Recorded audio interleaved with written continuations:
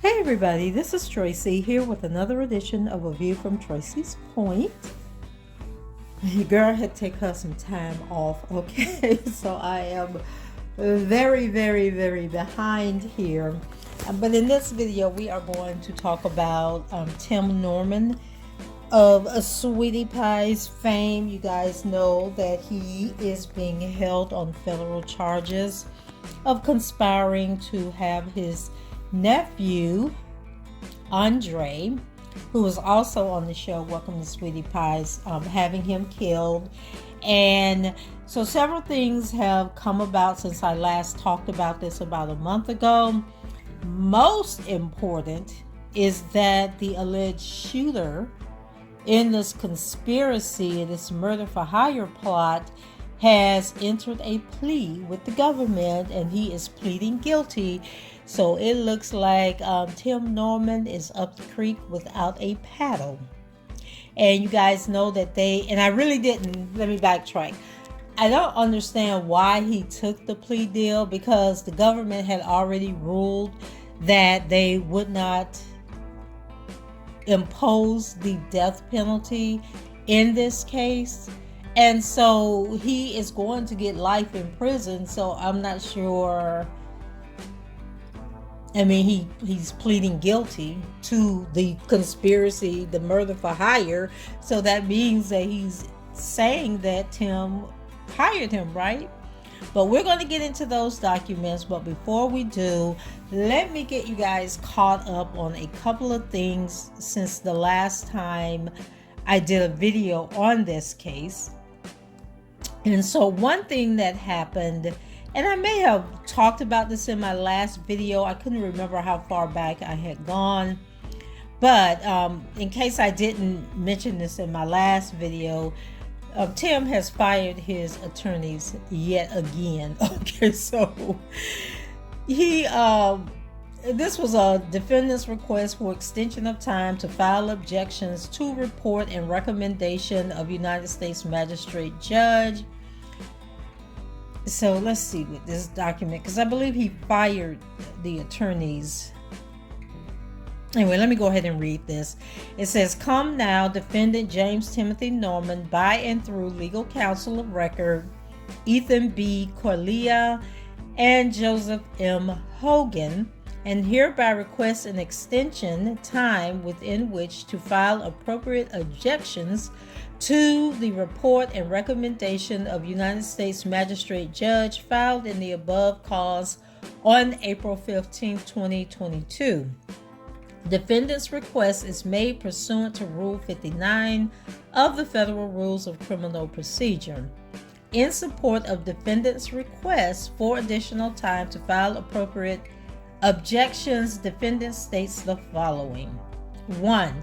Defendant has been charged by superseding indictment dated November 12, 2020 with multiple felony counts in the United States District Court of the Eastern District of Missouri, Eastern District. Defendant James Timothy Norman has been charged with conspiracy to commit murder for hire in violation of Title 18 of the United States Code, Section 1958, murder for hire in violation of Title 18 of the United States Code, Sections 1958 and 2, and conspiracy to commit wire and mail fraud, in addition, in violation of Title 18 of the United States Code, Section 1349. 2. Defense counsel filed a motion to suppress evidence and memorandum of law in support of said motion on December 23, 2021. 3. Counsel for the United States government filed a response to defendant's motion to suppress evidence Actually, I think I may have read this because I believe this is where they're trying to suppress a police officer. Oh, I talked to you guys about this, so we don't have to go through this. This was about that doggone phone where he testified during the evidentiary hearing. Defendant also called an additional witness to provide testimony regarding seizure of defendant's cellular mobile telephone device by law enforcement on the date of his arrest occurring on August 18, 2020. So I talked to you guys about that phone, and he was trying to get this police officer to not be able to testify against him. I thought I had pulled up the document where Tim is trying to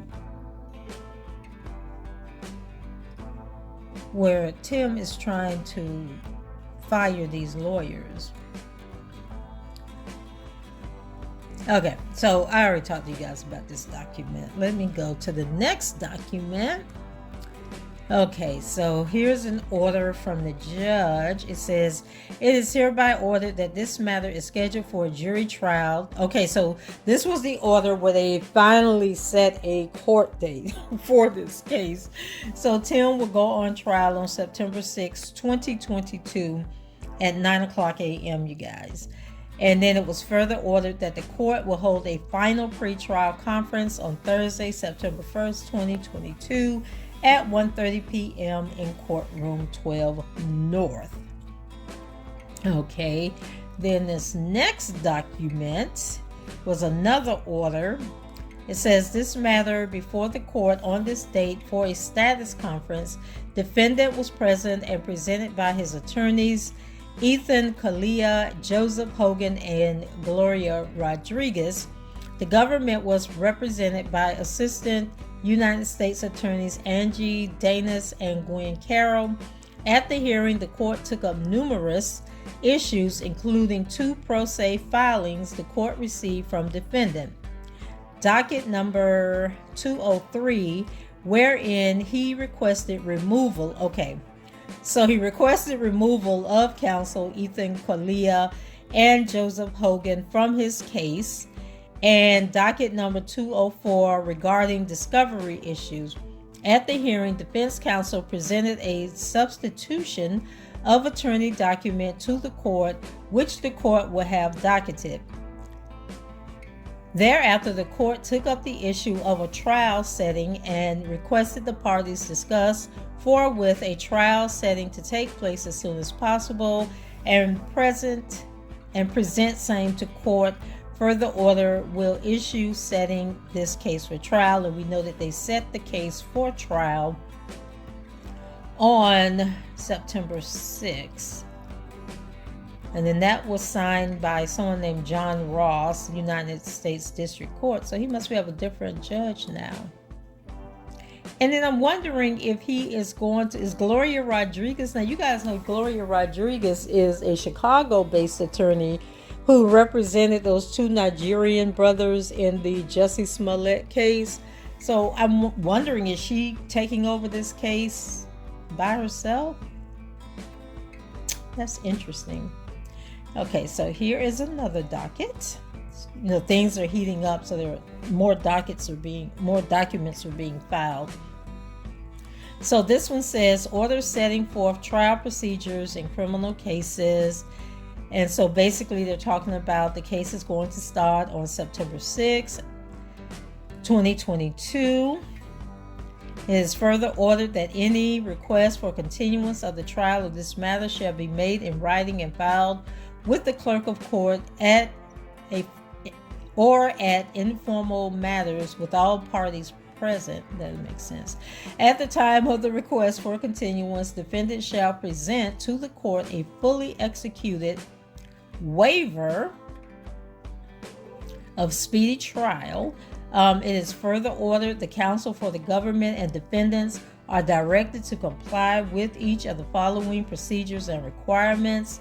Disclosure of all parties potentially entitled to restitution no later than 10 days from the date of this order. Trial schedule, time for starting and adjourning the trial day will be announced at the start of trial.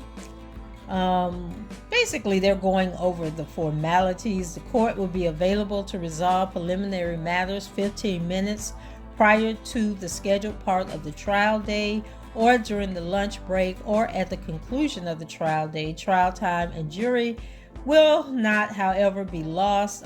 In particular, counsel are warned not to raise preliminary matters at the start of the trial day when the jury and all others are ready to proceed. And then they talk about jury selection. Voir dire will be conducted partially by the court. Standard voir dire questions will be asked. Counsel will be given an opportunity to ask questions for the court. After the court concludes its questioning, any questions for voir dire, any requests for voir dire, questions to be asked by the court should be submitted in writing no later than 7 days prior to trial. Panel members may answer questions involving sensitive information, such as those related to medical problems, excuses, past criminal record, experiences as a victim of crime, etc. At the bench, at that time, counsel may pose brief follow-up questions. So they're basically going over how they are going to do the voir dire. Then he sets parameters for the exhibit list, witness list. Counsel are directed to deliver to opposing counsel each evening, and preferably earlier, a list of witnesses counsel anticipates calling the next trial day. The court strongly encourages the parties to produce all Jinx, Act, and Brady material at the earliest opportunity, especially if the materials are particularly voluminous for a witness. Nevertheless, the court understands that the parties will not be absolutely bound by the list in calling its witnesses, because on occasion a party may desire in good faith not to call someone. Then they talk about 4OB evidence, jury instructions. This is all formalities for starting a trial. And then this here, what does this say? Upon review of the file, the court further supplements the order scheduling this matter for trial September 6, 2022. Following the hearing on May 24, 2022, counsel for both sides conferred and agreed upon the trial setting of September 6, which has now been entered as the date of trial in this case. The court further finds that for this reason stated on the record at the hearing on May 24th, 2022, and in light of the COVID-19 pandemic, it is necessary to continue the trial setting. I find pursuant to Title 18 United States Code, Section 3161H7, and for reasons stated in the administrative order entered by Chief Judge Sipple, date February 28, 2022, that the ends of justice served by such a continuance outweighs the best interests of the public and the defendants in speedy trial, and that therefore the time period between the date of this order and September 6 is excludable time for under the Speedy Trial Act. Now, I don't know why they're dealing with the Speedy Trial Act, because Tim was arrested in 2020. So the whole speedy trial thing is over and done with, because here we are 2 years later and you're just now going to court. So just a bunch of formalities going on. Tim firing the lawyers or releasing the lawyers. We don't know who's defending him at this point other than Gloria Rodriguez. The trial has been set for September 6th. Now let's get to the good part, okay? And this is involving the shooter in the case. And you guys know that they arrested a young man by the name of Ariel Hill. In this case, and his name is Ariel Hill, and he was convicted, well, not convicted, he's pleaded guilty to one count of conspiracy to commit murder for hire and another count of murder for hire in the 2016 killing of Andre Montgomery Jr. And this is coming from 5 on your side. And then I'll also get to the court documents that support this article. So 5 on your side out of St. Louis is reporting one of the defendants in a murder for hire case involving a star of the reality TV show Welcome to Sweetie Pies pleaded guilty Friday in federal court. And this was Friday of last week, you guys. Travell Hill was convicted of 1 count of conspiracy to commit murder for hire and another count of murder for hire in the March 2016 killing of Andre Montgomery. Montgomery, who was 21 when he was killed, is the grandson of Robbie Montgomery, the founder of the soul food restaurant Sweetie Pies. In the plea agreement, Hill admitted he shot and killed Montgomery on March 14, 2016, outside a home on the 3900 block of Natural Bridge Avenue in exchange for several $1,000s. On the day of the murder, Hill met James Timothy Norman, who is Andre Montgomery Jr.'s uncle and Robbie Montgomery's son, near the Clinton Peabody housing complex south of downtown St. Louis for a discussion. After the meeting, it was Hill's understanding that Norman wanted Hill to kill Montgomery. Also on that day, Norman, 43, and Terica Ellis, who are both also charged with conspiracy to commit murder for hire and murder for hire, bought and activated prepaid cell phones from a Walgreens in the Central West End neighborhood. Ellis told Norman to initiate all further communication with her. Wait a minute. Ellis told Norman to initiate all further communication with her using the newly purchased cell phone, according to the indictment. Now, I don't know about in Missouri, okay, but here where I live, to get a prepaid phone, you got to give a credit card number, you got to give an email address, you got to register this phone online and provide all this personal information. So I don't know how they thought this was going to work.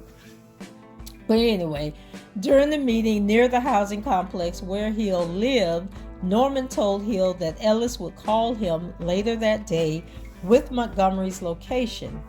Hill then obtained a .380 caliber semi-automatic handgun from someone who lived near his apartment.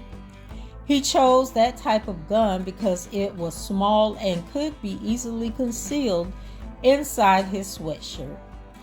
The person who gave the gun to Hill is not named in court documents.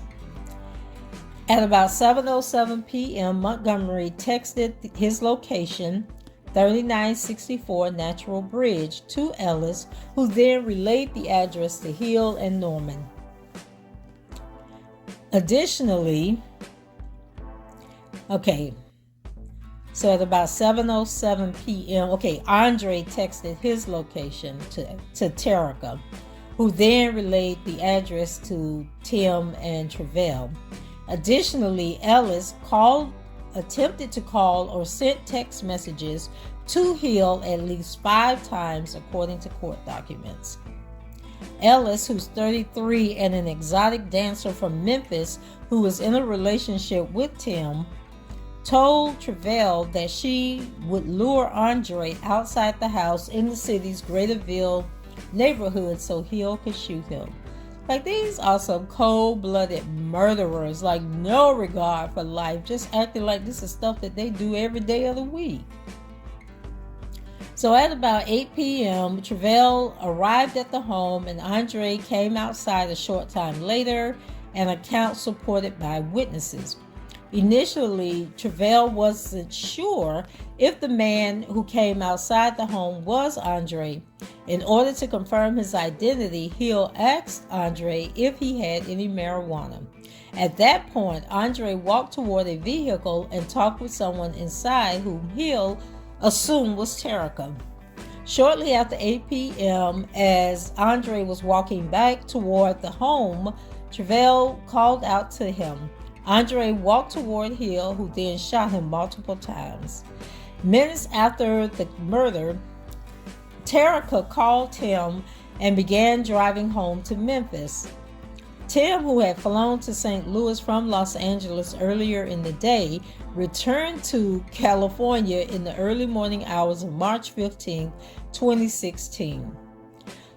These are just some dumb criminals. Like, why would you have even came home? Why would you have placed yourself at the scene of the crime, like in the city? Well, he should have just stayed in California.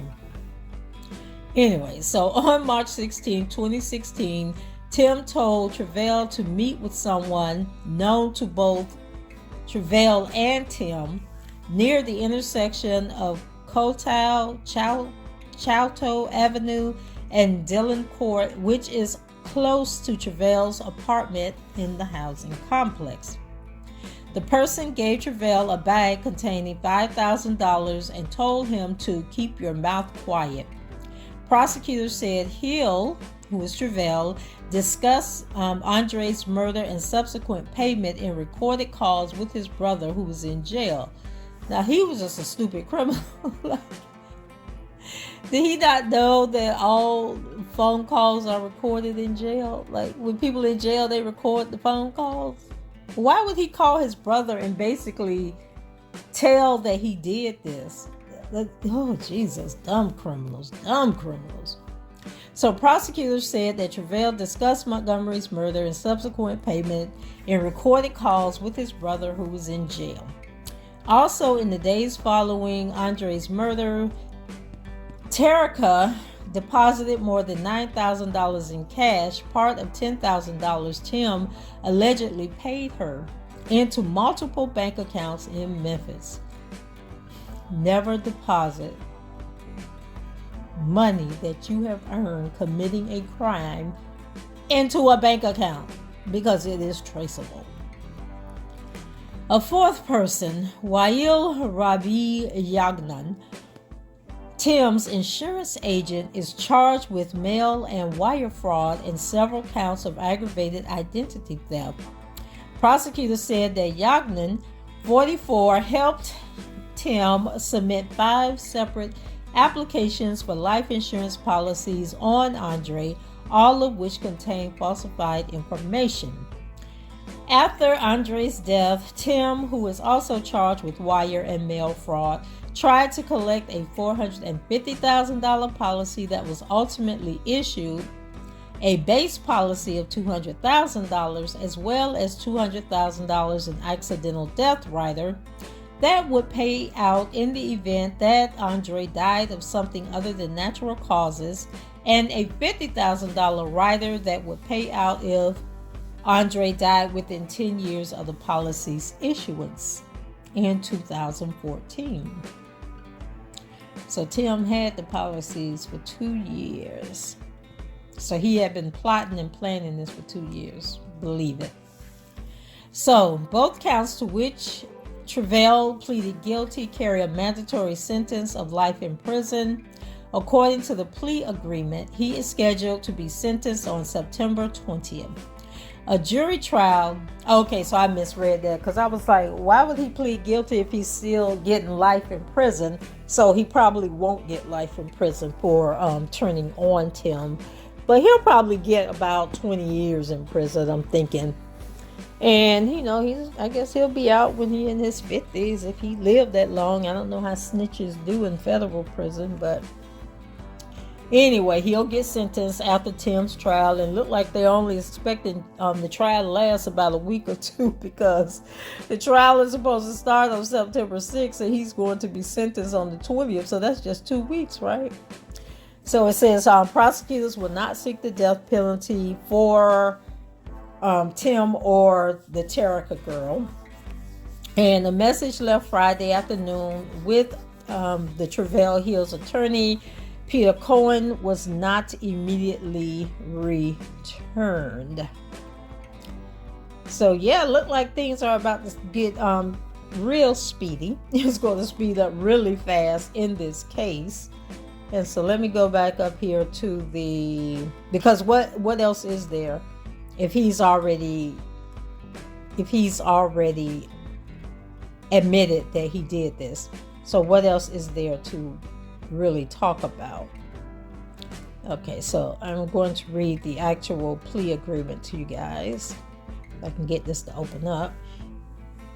Okay. So it says, guilty plea agreement. Come now, the parties, and hereby agree as follows. The parties are the defendant, Travell Anthony Hill, represented by defense counsel Peter Cohen, and the United States of America, hereinafter United States or government, represented by the Office of the United States Attorney of the Eastern District of Missouri. This agreement does not and is not intended to bind any governmental office or agency other than the United States Attorney for the Eastern District of Missouri. The court is neither a party to nor bound by this agreement. 2. Guilty plea. Pursuant to Rule 11C1A, Federal Rules of Criminal Procedure, in exchange for the defendant's voluntary plea of guilty to the offenses in Count 1 and Count 2 of the superseding indictment, the government agrees that no further federal prosecution will be brought in this district relative to the defendant's agreement to use a facility of interstate commerce, a cellular telephone, to commit the murder of Andre Montgomery in exchange for monetary compensation on or about March 14, 2016, of which the government is aware at this time. In addition, the parties agree that the U.S. Sentencing Guidelines total offense level analysis agreed to by the parties herein is the result of negotiation and led in part to the guilty plea.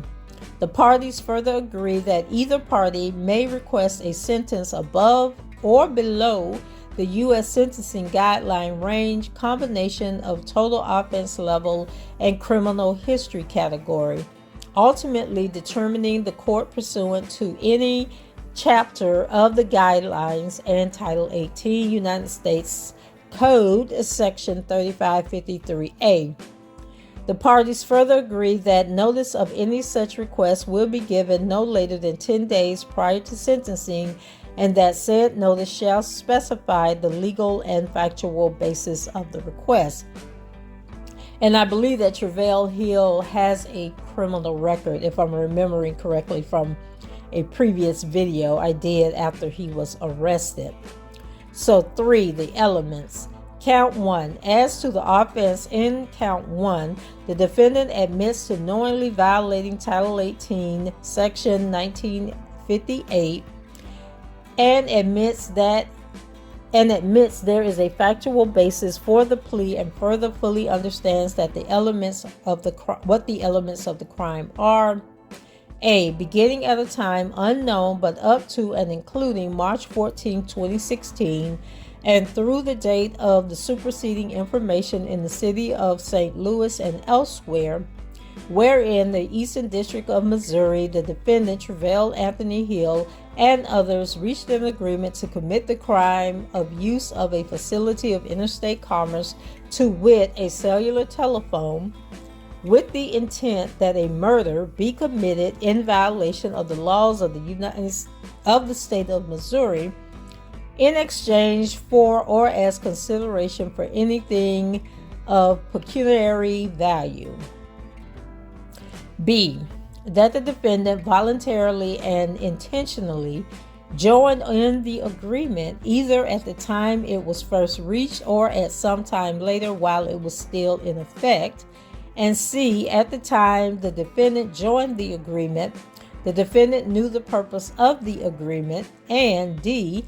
That while agreement was in effect, a person or persons who had joined in the agreement knowingly undertook one or more overt acts for the purpose of carrying out or carrying forward the agreement. And C. That the death of Andre Montgomery resulted from the conspiracy on March 14, 2016.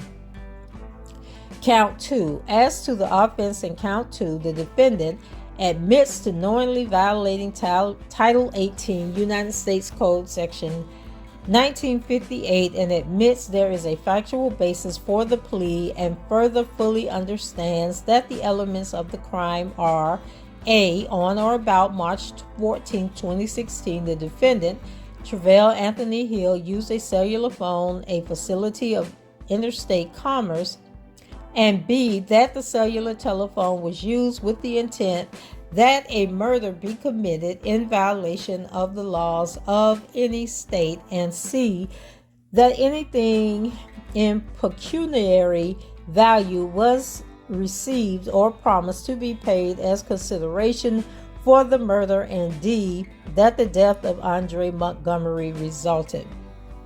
And let me stick a pin here because on one of my videos about the R. Kelly case recently, I had stated in the video that basically you could be charged with interstate and intrastate commerce by using a cell phone, like calling somebody and telling them something, like that is considered interstate or intrastate commerce. If you video record people and then send the person a video, that's intrastate commerce, right? And they consider the phone to be interstate commerce and intrastate commerce because the phone was made somewhere else and then delivered to the store where you bought the phone from. And so that's how they come up with this charge. And someone basically told me I was stupid and didn't know what I was talking about. But anyway, just thought I would share that with you guys. Okay, so 4 facts. The party agreed that the facts in the case are as follows, and that the government would prove these facts beyond a reasonable doubt if the case were to go to trial. These facts may be considered as relevant conduct pursuant to section 1B1.3.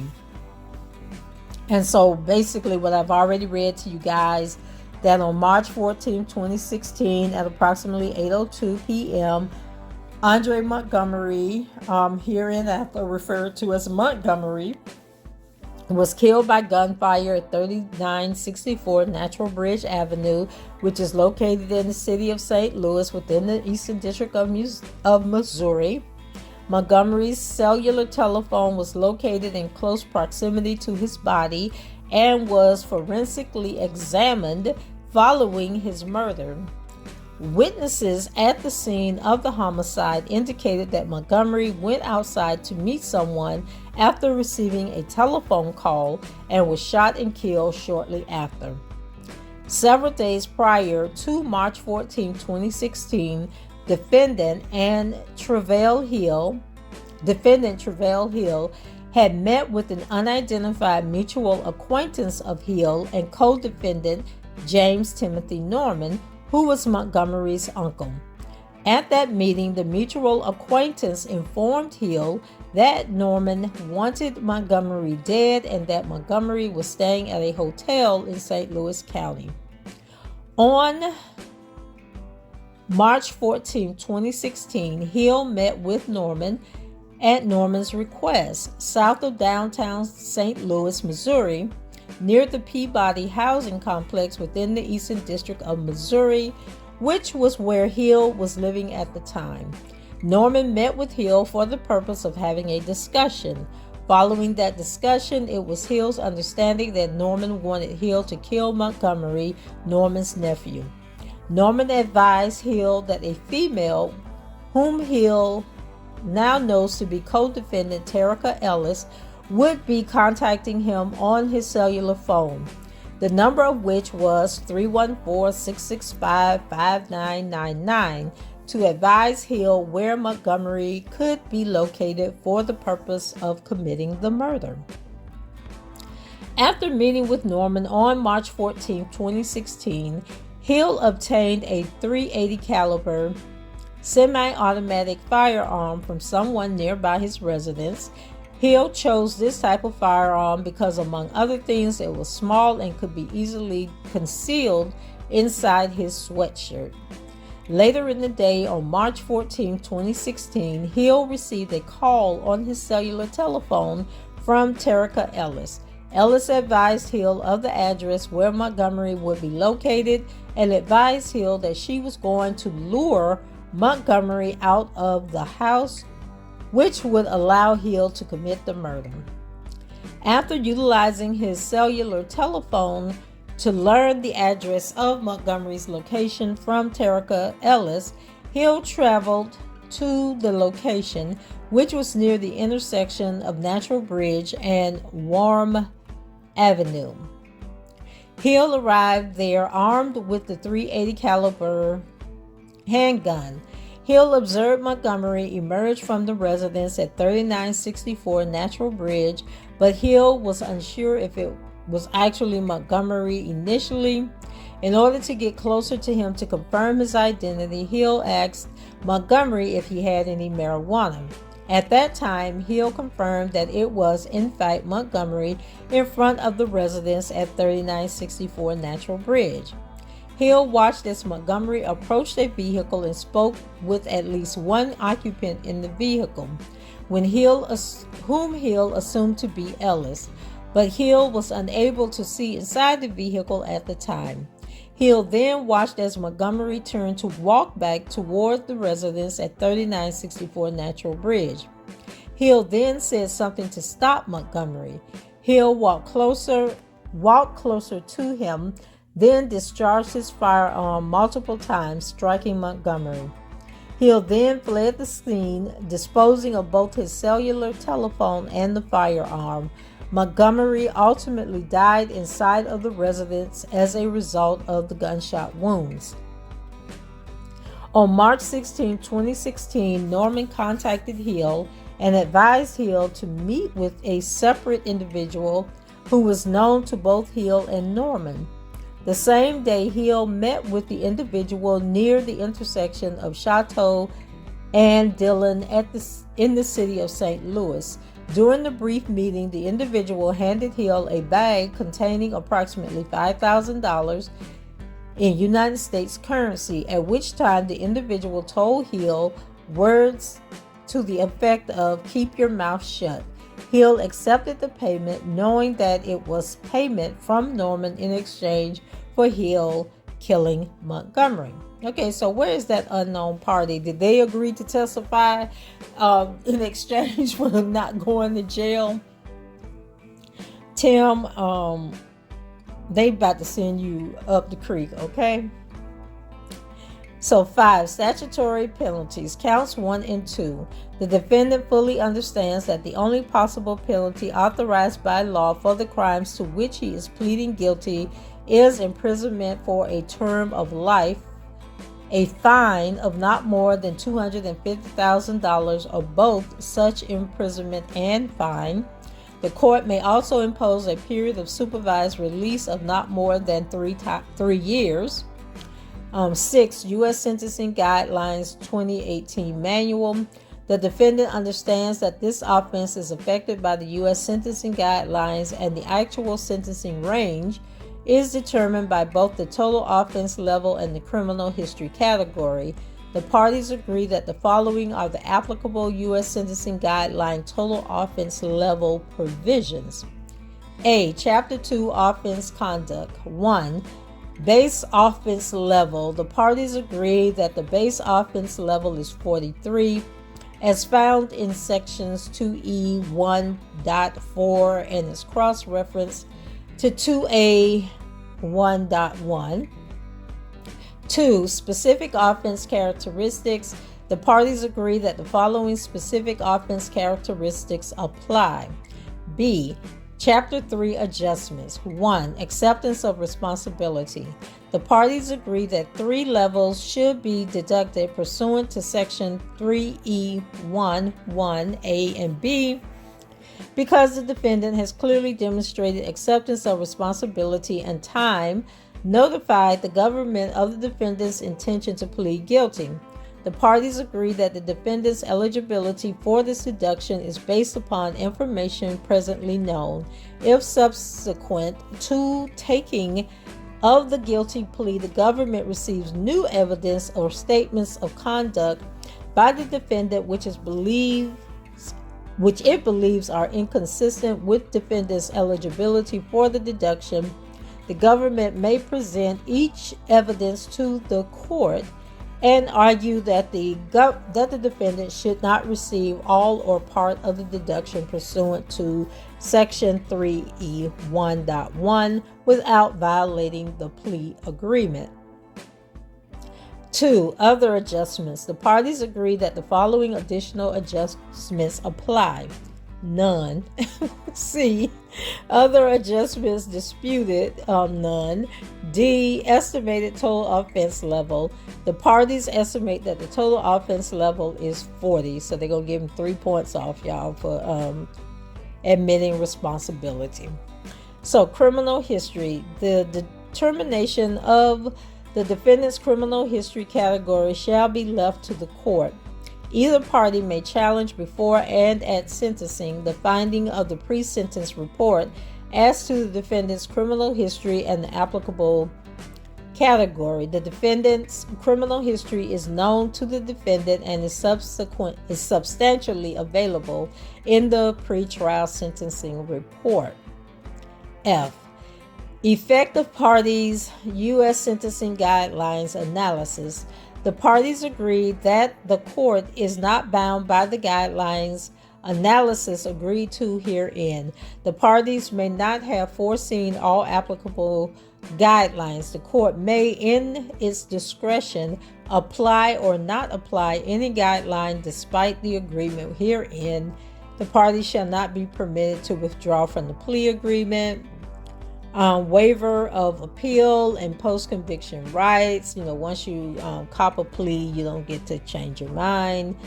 Let's see. Non-sentencing issues. The parties waive all rights to appeal all non-jurisdictional non-sentencing issues, including but not limited to any issues relating to pretrial motions, discovery, the guilty plea, constitutionality of the statutes to which defendant is pleading guilty, and whether defendant's conduct falls within the scope of the statutes. Sentencing issues. In the event the court accepts the plea, accepts the U.S. sentencing guidelines total offense level agreed to herein, and after determining a sentencing guidelines range, sentences the defendant within or below that range, then as part of this agreement, the defendant hereby waives all rights to appeal all sentencing issues other than criminal history, but only if it affects the base offense level or criminal history category. Similarly, the government hereby waives all rights to appeal all sentencing issues other than criminal history, provided the court accepts the plea, the agreed total offense level, and sentences the defendant here within or above the range. Let's see. Habeas corpus. The defendant agrees to waive all rights to contest the conviction or sentence in any post-conviction proceeding, including one pursuant to Title 28 United States Code 2255, except for claims of prosecutorial misconduct or ineffective assistance of counsel. Let's see. Right to records. The defendant waives all rights, whether asserted directly or by a representative, to request from any department or agency of the United States any records pertaining to the investigation or prosecution of this case, including any records that may be sought under the Freedom of Information Act. So basically, they could be done told this boy that they got information and evidence and all this stuff against him that led him to plead guilty, and they could be lying, and he'll never know because he's not allowed to request information. Other disclosure required by the United States Probation Office. The defendant agrees to truthfully complete and sign forms as required by the United States Probation Office prior to sentencing, and consents to the release of these forms and any supporting documentation by the United States Probation Office and government. B. Civil or administrative actions not bar effect on other governmental agencies. Nothing obtained herein limits the rights and authority of the United States to take any civil, tax, immigration, deportation, or administrative action against the defendant. C. Supervised release. Pursuant to any supervised release term, The court will impose standard conditions upon the defendant and may impose special conditions related to the crime defendant committed. These conditions will be restrictions on the defendant to which the defendant will be required to adhere. Violation of the conditions of supervised release resulting in revocation may require the defendant to serve a term of imprisonment equal to the length of the term of supervised release, but not greater than the term set forth in Title 18, blah, blah, blah. Mandatory assessments. The court is required to impose mandatory assessment of $100 per count for a total of $200. The money will be paid towards restitution and any fines. Possibility of detention. The defendant may be subject to immediate detention pursuant to the provision of Title 18. I hope he do some time in jail. Kill somebody in cold blood like that for $5,000. Here Tim was going to get almost $700,000, and all he paid this man to kill Andre was $5,000. So fines, restitution, and costs of incarceration and supervision. Okay, they talk about how they can impose fines and make him pay that. Forfeiture. The defendant knowingly and voluntarily waives any right, title, and interest in all items seized by law enforcement officials during the course of their investigation, whether or not they are subject to forfeiture, and agrees not to contest the vesting of title of such items in the United States. So, they could have took the boy's car and he didn't even use the car in the commission of the crime, but I guess if he was in the car and they seized the car, and this is just an example, they get to keep the car. See how the government be ripping people off. Okay, acknowledgement and waiver of the defendant's rights. I don't feel like reading this. In pleading guilty, the defendant acknowledges, fully understands, and hereby waives the rights, including but not limited to the right to plead not guilty to the charges, the right to be tried by a jury in a public or speedy trial, the right to file pre-trial motions, including motions to suppress or exclude evidence, the right at such trial to a presumption of innocence, the right to require the government to prove the elements of the offenses against the defendant beyond a reasonable doubt, the right not to testify, the right not to present any evidence, the right to be protected from compelled self-incrimination, the right to a trial to confront and cross-examine adverse witnesses, the right to testify and present evidence, and the right to compel the attendance of witnesses. The defendant further understands that by his guilty plea, the defendant expressly waives all the rights set forth in this paragraph. So he's just given up all his rights. The defendant fully understands that the defendant has the right to be represented by counsel and, if necessary, to have the court appoint counsel at trial and at every other stage of the proceeding. The defendant's counsel has explained these rights and the consequences of the waiver of the rights. The defendant fully understands that as a result of the guilty plea, no trial will in fact occur, and that the only action remaining to be taken in this case is the imposition of the sentence. The defendant is fully satisfied with the representation received from defense counsel. The defendant has reviewed the government's evidence and discussed the government's case and all possible defenses and defense witnesses with defense counsel. Defense counsel has completely and satisfactorily explored all avenues which the defendant has requested relative to the government's case and any defenses. The guilty plea could impact defendant's immigration status or result in deportation, in particular if any crime to which defendants plead guilty is an aggravated felony. Child, that man is from Missouri. Okay, so I don't know why we got to go through that. Voluntary nature of the plea, of the guilty plea and plea agreement.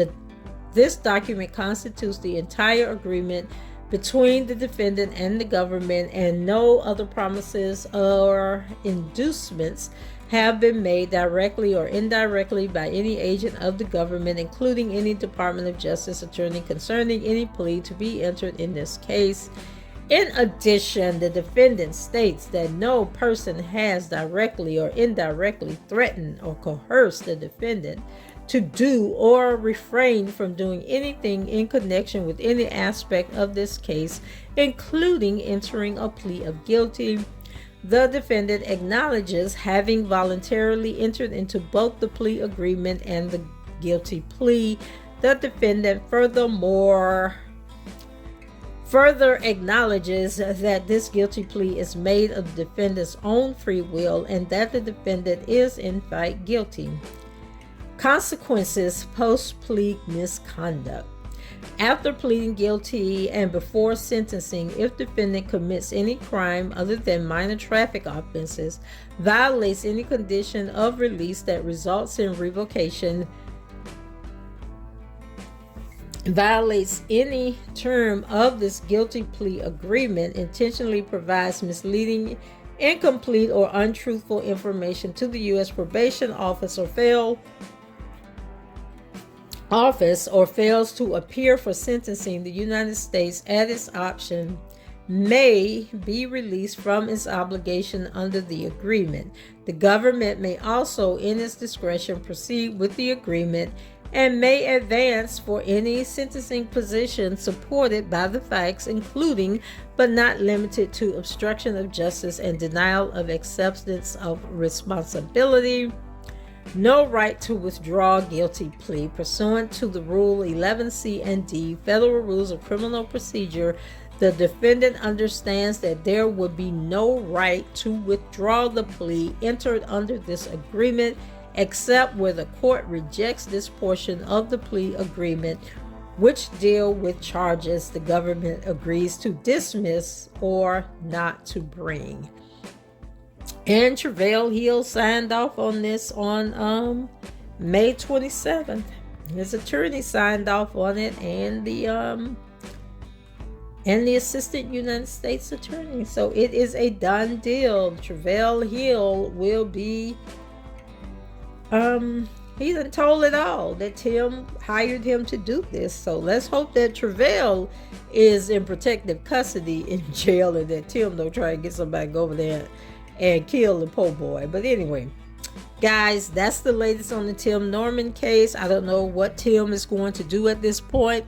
I don't know what Terica is going to do at this point. But I think they might want to consider pleading out also. I really do believe that they're all going to get 20 years in prison. Terica might get a few less years if she go ahead.